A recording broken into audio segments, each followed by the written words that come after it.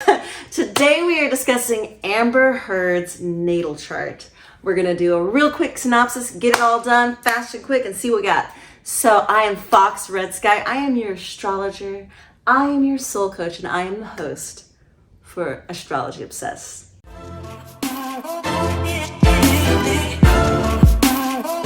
So thank you so much if this is your first time to my channel. Be sure to like, comment, and subscribe, all those good things.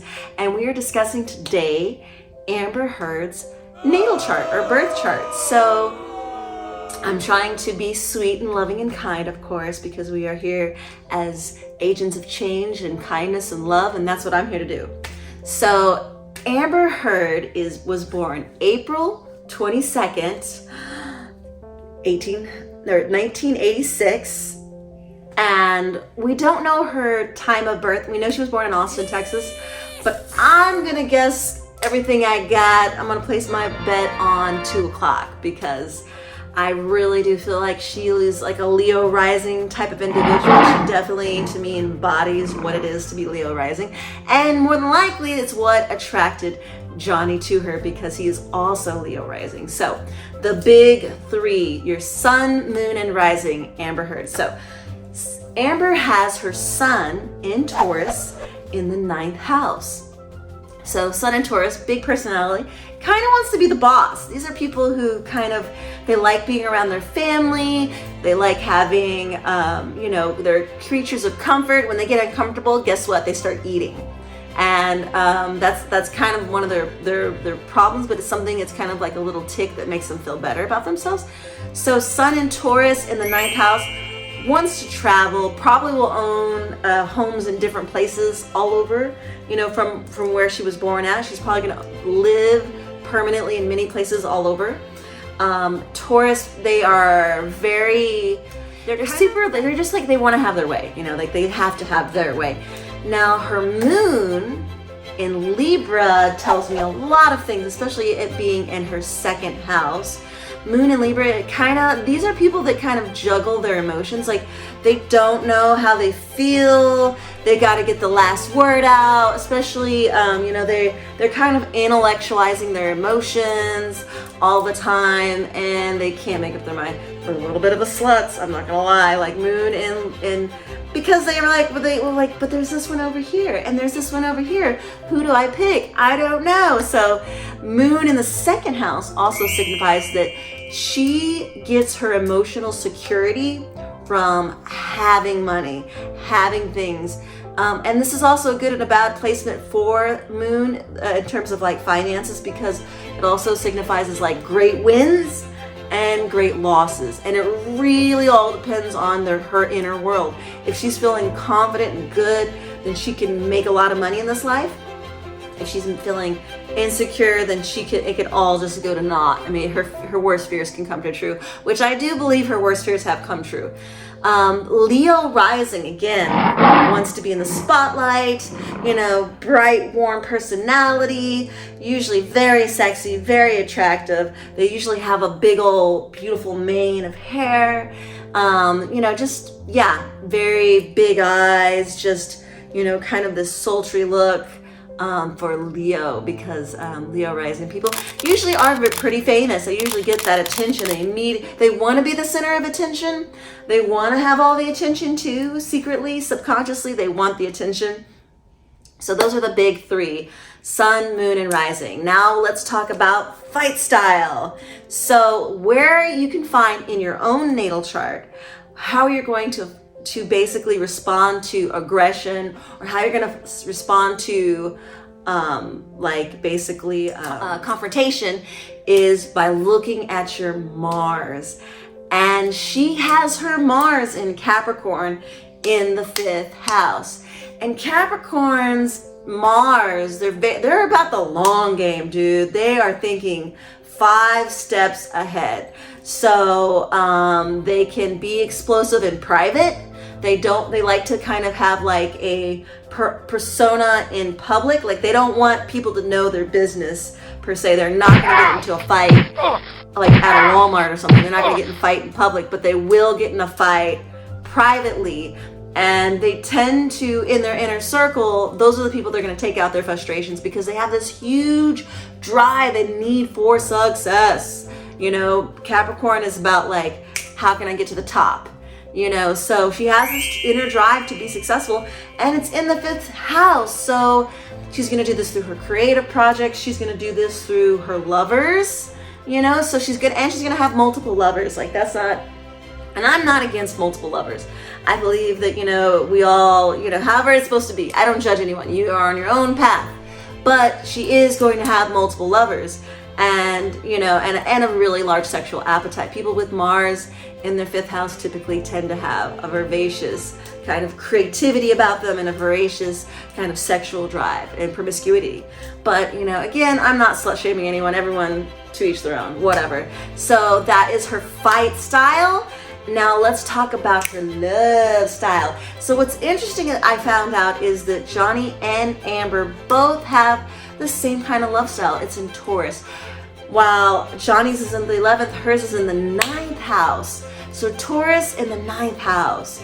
So she definitely is a creature of comfort. You know, when she gets in a comfortable situation, she wants to feed you and take care of you, and so there's like a love style that she gets very comfortable, almost a little bit of laziness there, you know, because once somebody with a Taurus Venus has kind of like secured you, they definitely kind of relax after that. Maybe all the things they did in the beginning that were like grandiose gestures of love and stuff like that, they kind of take a back seat after they've like secured that love. And stability is something that's very important. They don't want something that's short term. They want something that they can count on. And this is in the 9th house. So she's probably going to find a lot of her lovers not in her hometown of Austin, which I'm also, by the way, from Austin, but probably in places that are exotic, you know, that are not from her, you know, her own pool of intermediate people that she knows. Is going to be outside of her inner circle. So something I wanted to talk about that I didn't talk about on Johnny's, but she does some red flags for me as an astrologer. I'm reminding you, I'm an astrologer, is that she does have 5 positions or 4 planets and her north node in retrograde. Now, there's nothing wrong with planets or things in retrograde, but it just means that there's a little bit of a wonkiness and a struggle that isn't typical if you don't have those planets in retrograde. And she has her Saturn, Uranus, Neptune, Pluto, and her north node all in retrograde. So that means to me, I mean, I could just do a whole episode, and I might just do that. If y'all are interested, let me know in the comments below on her 5 planets in retrograde, because that in itself kind of just, to me, says that this isn't going to be an easy personality, that they probably have some things that are not just so easily compartmentalized. So that's just interesting. So Amber's lessons, you know, we're all just souls in a human body, experiencing humans. I'm sure, you know, I don't think anyone's unredeemable of forgiveness or redemption, and, you know, and I have forgiven all my enemies too, and anyone who's done me wrong. And I try to be, you know, put myself in her shoes kind of thing. But Amber's lessons, her true node, and how you can find it yourself is by looking where your true node is in your chart, is in Aries in the 9th house. Aries, true nodes. It's always like leaping before you think, you know, like they tend to make a lot of mistakes when they're young.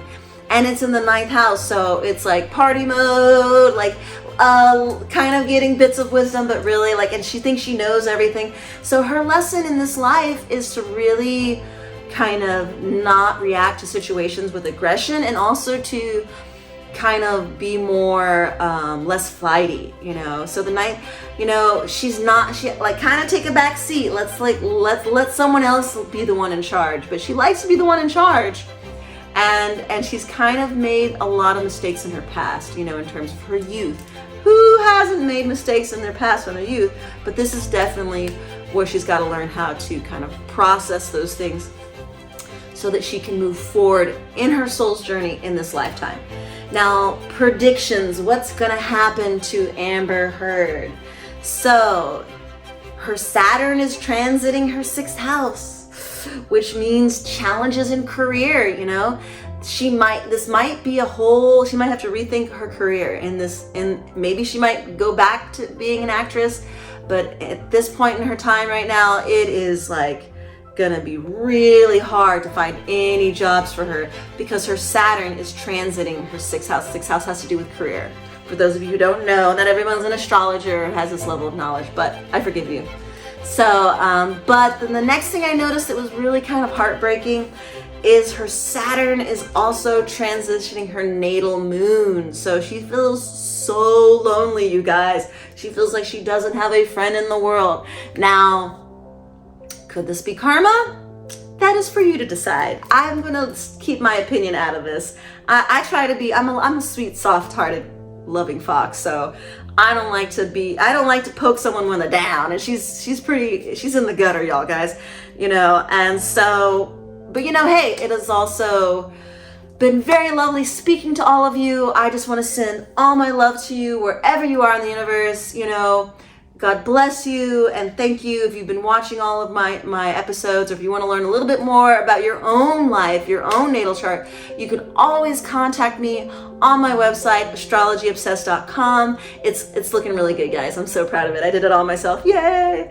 And also, you can always come back to Astrology Obsessed. Be sure to like, comment, and subscribe. I will see you later, gentlemen and ladies. Bye. I'll see you.